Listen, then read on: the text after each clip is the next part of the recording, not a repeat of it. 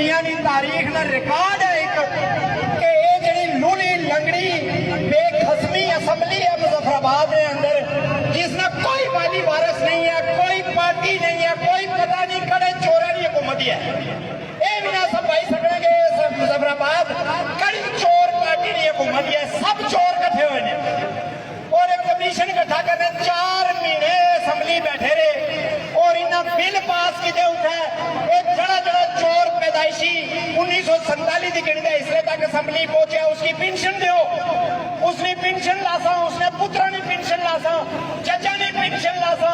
वजीर आजमा ने पेंशन लासा, सदरा ने पेंशन लासा, उनकी मकान देसा, उनकी 3-3 करोड़ गड्डियां देसा, इन्हें बेगैरता नहीं शक्ल है 3 करोड़ रुपये की गड्डी पीने की